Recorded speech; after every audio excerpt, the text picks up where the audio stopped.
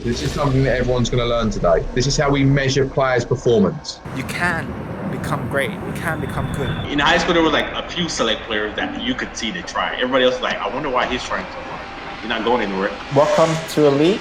The next days and the next weeks and next months are going to be, I believe, are going to be a really amazing time with you guys.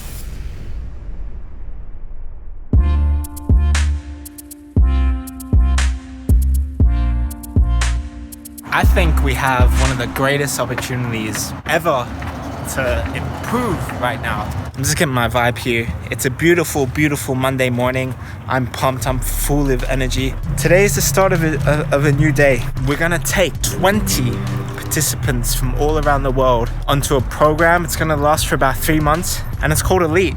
They're gonna come, do their expert classes. They're gonna get taught by guys like Steve Salis. He's been featured in a Netflix documentary mentoring Sunderland players. He works with a lot of top Premier League players. We've got myself in there. We've got a lot of the Train Effective guys, obviously John Moses, Hashir, Claire, and the rest of the others that are going to be taking their part too. The whole idea of it is just to have this program, this setting, which really feels like professional academy. We have players from all around the world.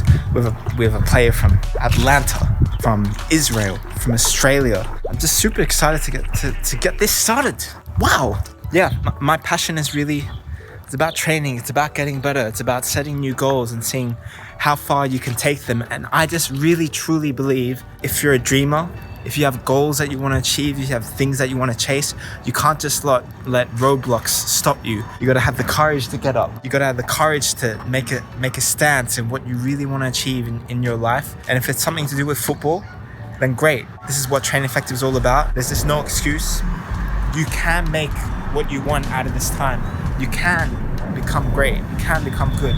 Things aren't slowing down. They're just about to speed up. Things are just about to speed up. And that's exactly what we're going to show you in this Elite series. So enjoy. Let's start day one. And I'm so down to get going. Let's go. Come on, guys.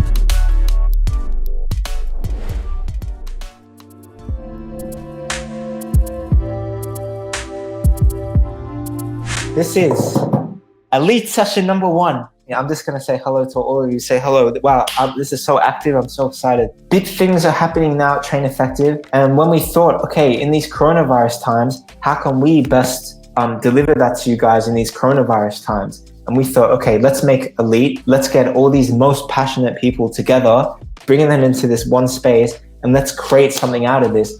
Every single one of you guys share these Train Effective values. You are courageous. You are inspiring. You are someone that wants to improve and someone who really wants to get to that next level, whatever it might be, whether it's captaining your team, making the starting 11, or even trying to become a professional player. You are in the right space, and most importantly, you're in the right mindset of people who think alike. This is a very special place. You guys are taking today as day one, the first step into really, really becoming what I believe is going to be your greatest self, your full potential. Super, super, super excited about that. You're going to get given a schedule. So on Mondays like today, there's going to be a class. It could be a class on goal setting. It could be a class on something with the fundamentals. It could be technique, tactical, physical, or mental, okay? It's going to be a fundamental class about something which mostly teaches the basics. Whatever level you are, it's always important to teach the basics. Tuesdays are walk-in hours. Walk-in hours is where you type in any question, any query, any one-on-one thing. Hashir will be the minimum person that will be on those walk-in hours. He will talk to you. He's your buddy. And if there's any specifics, he will connect you to someone else in the team if he can't answer it. On Wednesdays are the expert classes. This Wednesday and next Wednesday and the Wednesday after, guys, you're going to be taught by someone who's worked with Sunderland, a Premier League mental coach, psychologist, someone who knows how to get the best out of the very best footballers, some who are the best in the world, some that come from the best clubs in the world. Thursdays, again, walk-in hours. And then on Fridays is going to be the influencer Q&As. They can be professional player. We're going to have someone from Houston Dynamo and a lot more lined up. I think that's it. Welcome to Elite. Today is day one, And the next days and the next weeks and next months are going to be, I believe, are going to be a really amazing time with you guys.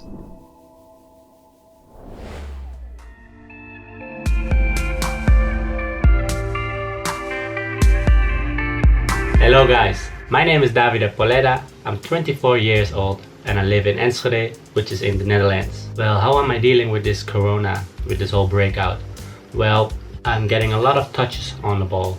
I'm going to the playground of the school. I'm getting a lot of ball juggles, a lot of juggling on its own, a lot of dribbling stuff. But the main focus of this elite program is I want to improve my fitness, my stamina. I want to be fit as possible, especially because I'm coming back from a ACL injury. So I need to keep up my stamina, my fitness. Yeah, that's the main goal I want to have with this elite program. Today we have a psychology class from the Train Effective platform. I don't know what to expect, but yeah, let's see what's the class about, and I will tell you guys what I've learned later. Well, I'm going to introduce you real quick to everybody that's watching. Steve, you do consider yourself a kind of a life coach of sorts, someone that's really there to mentor and help footballers, especially on that mental side. I think Steve's a great guy. He works with a lot of top Premier League footballers, Championship footballers, Footballer League footballers. And I know from Monday's call, guys, that a lot of people did have some concerns, let's say, on the mental side. So Steve, I'll just give you the floor and take it away. So everybody, it's an absolute pleasure to meet you all, and thank you so much for joining. What is my job? My job is to support managers. My job is to support athletes, just around mindset and creating what I call, and what I will teach in the next few weeks, is a toolbox to be able to be effective to the best of your ability. So really want to try and make this as interactive as possible. If you could think about really some questions that you might have to start us off, and then while that's happening, it might be that you might have some things in your head about what you perceive to be psychology,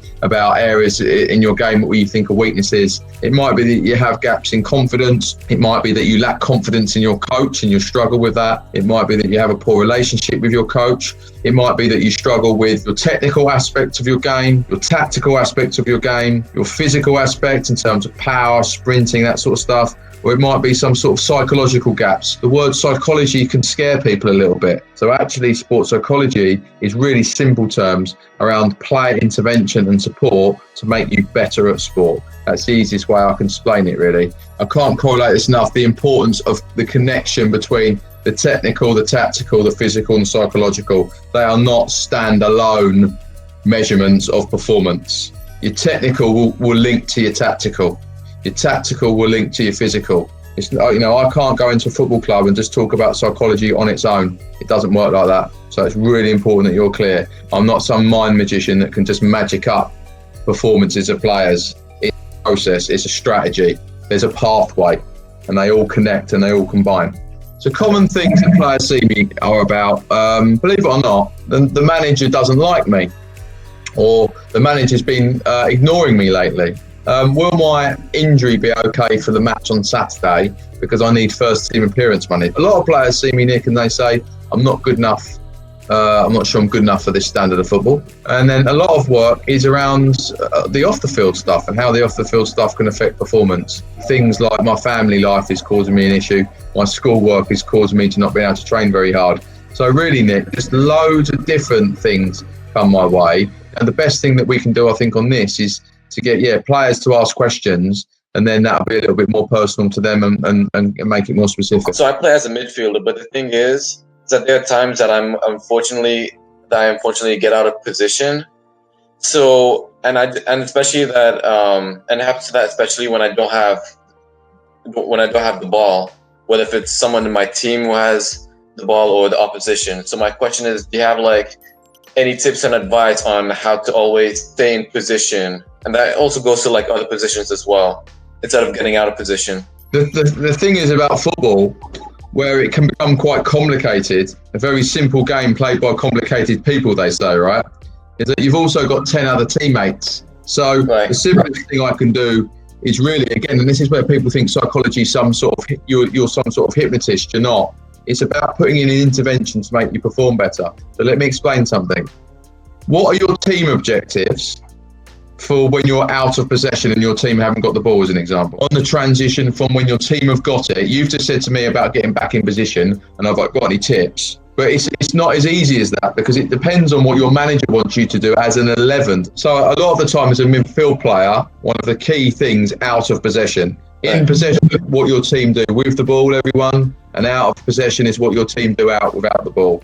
And one of the key jobs as a midfield player, when your team haven't got the ball, is to make sure you stop the passes into the forwards that are behind you. We call it stop the passing lane. So again, you know, this isn't psychology, right? This is coaching, but it isn't. Psychology and coaching, it's really important that everyone knows this. They're heavily connected. Have you heard of the 4-corner model? Technical, tactical, physical, psychological?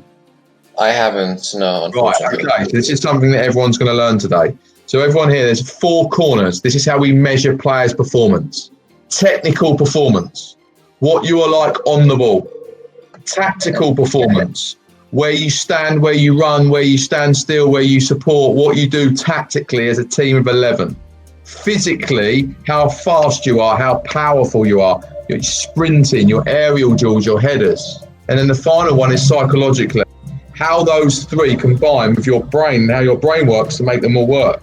So I think it's important that would be something, if you haven't heard of that, I'm really glad in a good way, because that's something that you can take away from today's session. So the best players in England, we measure them in that 4-strand approach, which means we can break down the learning journey, the learning process for each 4, instead of you just being the whole player. Individual player development is very, very difficult in a team game. I hope that makes it easy. I'm not here, everyone, to give you the answers. I might have questions. I can't have answers for all of the players that I don't know, with coaches that I don't know, in countries that I don't know. What you lot have actually got to do is ask really good questions like you've done. That's a really good start. Thank you, sir. I appreciate the time as well. No, it's okay. It's my pleasure. So I struggle with like confidence a lot, and like a lot of times in the game when like if I make a mistake, I just see myself losing focus. And my question was just how, like, any tips to like avoid that, to just stay focused on what's happening right then and there. I have a very, very, very simple idea. The first idea is, for the rest of your career, know that you're going to make bad passes. Mm-hmm. Accept it. Now, the reason I say that is because you can't play football and not make mistakes. It's impossible. So accepting that you're going to make errors is the key. I think I have another analogy called the box and bin. Imagine I've got a box and imagine I've got a dustbin. Sometimes when you have negative thoughts in the game, just put that negative thought and imagine it going into a box and then just putting it in the bin, gone. What's the next action? And for professional footballers, we have something called next action. Stop worrying about it in your head. Stop whinging about it. Stop crying about it. Not that you are, but players. And say to yourself, next action. Say to yourself, box and bin. I'm going to put that feeling in the box and put it in the bin, next action. Because the game's so quick, you haven't got time to worry about, oh God, that was a bad pass. That was a bad pass. I've already told you you're going to make bad passes in football. The key to make less bad passes in football is what? You tell me. Focusing on making a good pass. There we go. Details of weight of pass. Where is your non-kicking foot? Where is your opponent? Where is your teammate? Where is the ball in position to your feet? So absolutely, the best way to avoid that reactive, how am I going to do for bad passes, make your passing better. Stop worrying about the problem and focus on the solution. All right, I hope that helps. Yeah, thank you. My pleasure. Nice to meet you. My question is, I play centre back. Being good at heading is a vital part of that. However, sometimes I have a problem, if I'm going up with someone, the thought of getting hit sometimes prevents me from winning the header cleanly. So I was wondering on tips how you can move past that and not think and just go straight for the ball. I don't know if you know anything about my background. Do you know who I've managed with before? So for the listeners that don't know who Jimmy Bullard is a celebrity in England that is a friend of mine, and he was the manager and I was assistant manager. And linking to your question, he would always talk about centre backs that always try and fight the centre forward. They always try and think that I've got to win the ball, I've got to win the header. And he would always teach the defenders that sometimes you don't have to win the ball, you have to be more clever. The decision as a centre back is, do I try and win that aerial duel, Or do I actually, sometimes it might be that the centre forward is here, you're tight to the centre forward, ball's coming in from here, and instead of trying to win it and get over him, you just drop off and do that. I work with lots of centre backs that are so keen to win it, but actually sometimes you don't need to win it. You just need to make sure that you're defending correctly. So there's parts in the pitch, if there's any other defenders in this group, there's parts of the pitch which we call the must-win headers. You've got to win that one. You've got to win that one. But if it's on the halfway line, you're probably more likely to concede a foul, aren't you? You might concede a free kick. So we call that a cheap free kick. Don't give forwards cheap ones. So in summary, mate, my advice is that I can't make you braver. That's what you've got to do. But the biggest technical bit of advice, so this is where I'm linking psychological and technical in the four corners, making sure you don't have to win every one. You might have to outthink it. You might want to step in front of them and try and steal it inside. And if you're a defender, you're not going to be able to get away with being a terrible header of the ball, are you? You're going to have to be able to do that. So again, I'm a big believer in your movement in attacking headers is going to have to be key. Stepping back to then try and get in front is a key movement, isn't it? But I hope that helps a little bit, mate. Yeah, it does. Thank you. So what happened was when I was 15, 16, I went to China to play football. And over there, I got my first worst injury. I broke my 3 metatarsals in my foot and the ligament. It took me 6 to 8 months to recover. But then I was like, it's fine. It's a normal injury. It's part of the game. And then I came back when I was 16 and a half and I had a grade 2 hamstring. Now my only issue is that every time I go down the pitch, I'm kind of scared to play. Rehab was the worst thing which I went through because the surgeries and stuff was insane. I really want to play no matter what. And then I was I went for a university game and I'm I really want to get back into it. But then I'm do I want to? But do I really want to put myself through that pain again? But then I started playing and I wanted to play. But then sometimes my hamstring does hurt and I'm just I just have that mental block of going in for a tackle. So. And again, this is where I'm going to connect technical, tactical, physical, psychological. If I'm in a football club now, what person in the football club would I go and speak to if you're coming to me saying you've got worries with your hamstring? Who would I go to? I'd go to the physiotherapist because I need to get information from the physiotherapist, which is fact, not grey, not flaky, not loose, because you're not sure how your hamstring is. What you need to do is go and see someone that's a specialist for your hamstring. Okay. And they need to give you exact diagnosis of what they need to do and where you're at with it. And then in terms of strength and conditioning, remember, I'm not your man. What you need to go and do is to make sure that you go and find out correct advice. Because what I don't want to do is give you the wrong advice. So guys, that was the online class from Steve. He's a really nice person. Yeah, one of the questions that were asked to him were how do you deal with a bad touch or bad pass or bad shot on goal? So he basically said, deal with it. Accept that you're gonna make mistakes from now on. And another thing I learned in this class was the 4-corner model. It measures the player performance. Can't wait for the next session.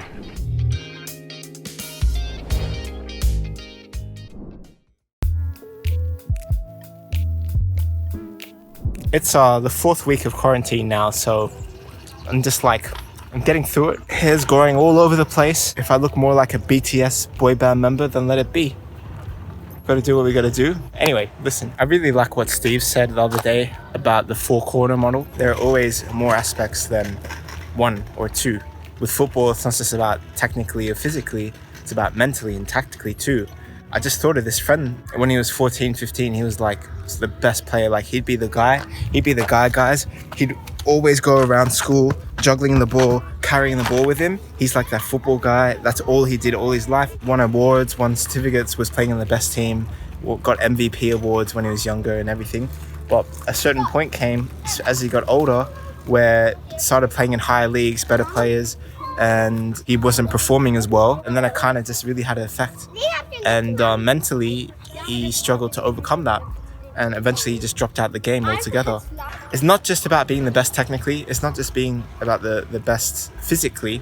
It's about, are you the best, intelligence-wise and mentally as well? Are you resilient? And that's why I love Steve, because he just kind of brings it all together.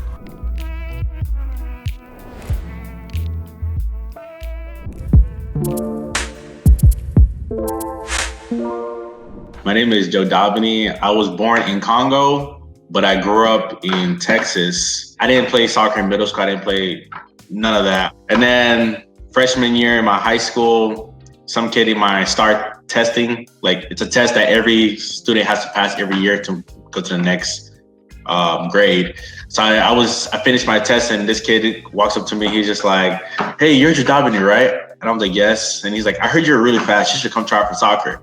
So I was like, "I've never played." He's like, "It doesn't matter. Our team is really bad. So as long as you're fast, you may be able to help us." So I went to try out. I could see people laughing at me and stuff, but I thought it was funny too because, you know, I don't know how to play soccer. I was just doing it for fun.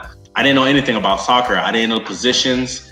But just because my physique was at a high level, the coaches were just like, they told me that they saw potential. And that's how I made my JV team. So I dropped everything else. I started focusing on soccer. And it came to the point where we had tryouts for JV. Tryouts happened. I did make the team. I wasn't the best player, not at all.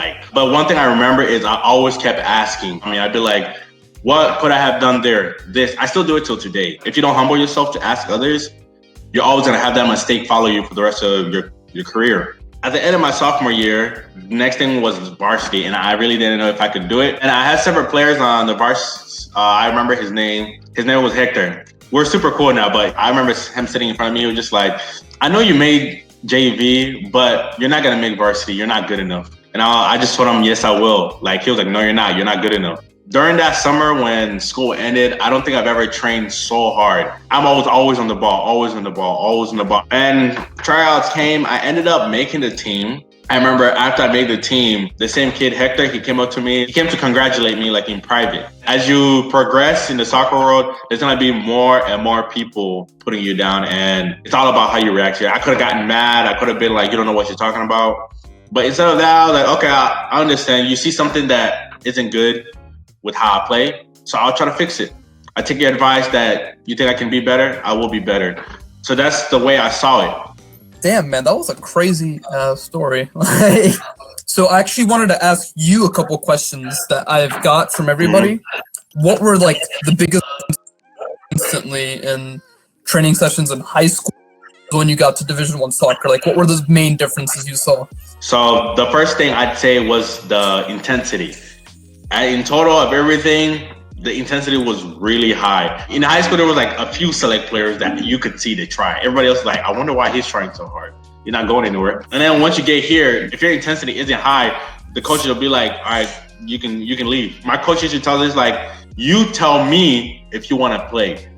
He's like, "You tell me by the way you show up here. If your intensity is trash, you're gonna leave." That's the biggest difference. Speed of play, intensity, and just try your best to be smarter on the ball. What would your kind of advice be to playing against bigger players? Because there's someone here, her name is Yike. She's 16, but plays with her first team. And there's girls on that team that are like 26, 29 years old. So what would your advice be to her? The first thing is the mindset you have towards them. Whenever I say this, I'm not saying be cocky, but you tell yourself, "I'm better than you. You're not gonna get past me." That's something I just on a personal level, you confess to yourself. It gives you that instant motivation. There's gonna be people who, are better than you regardless. But even if they're better than you, at that very moment, you tell them, "I'm better than you and I'm gonna stop you." And just learn how to take care of your body. When people are bigger than you, what can smaller people do that'll outbeat them? If you know somebody's faster than you, maybe get there before them. Just little things that tweak. But the biggest part is you have to believe that you can beat them in the first place.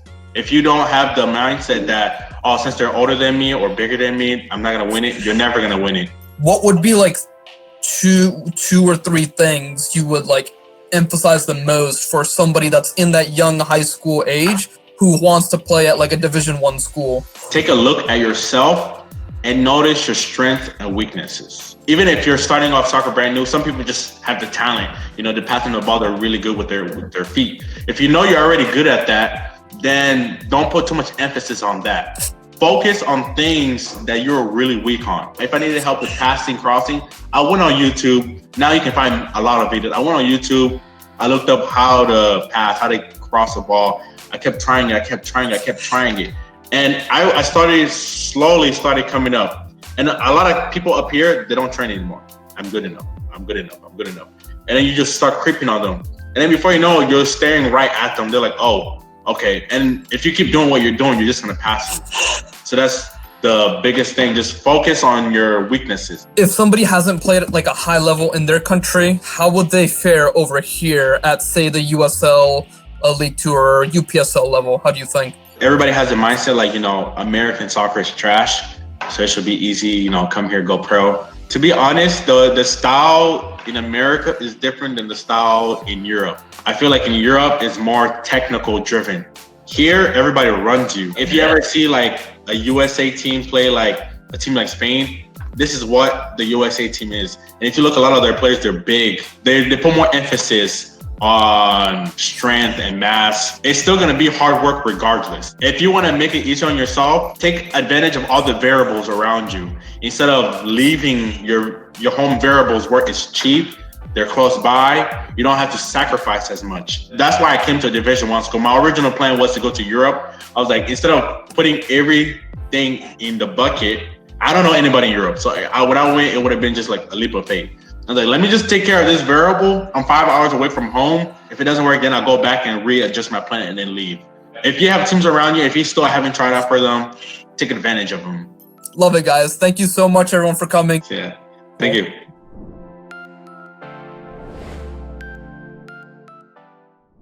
So part of my goal is I'm really trying to keep that professional level of fitness and even grow it. I want to have that stamina of a professional footballer, and not just the stamina of a professional footballer. I want to keep in that top 20, top 30% of what the best professional footballer stamina is. For me, that's one of my strengths in my game. It's my ability to keep running, my ability to keep going. It's my ability to try find something. As a player, you got to find your strength. That's what really works for me. I have a 5K I'm going to test myself on.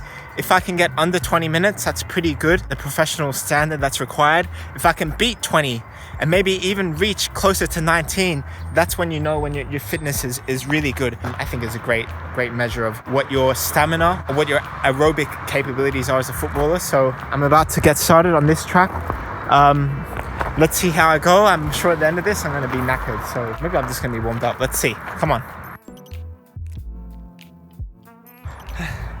Yes. 5K. We got under 20. We didn't get past that 19 barrier. Next time though. Woo, we're still good though. We're still good. And that's what training is all about. Hard work. I love this sweat. Thanks for watching. If you want to know more about how to become an elite member yourself, DM us on Instagram. Until then, stay effective.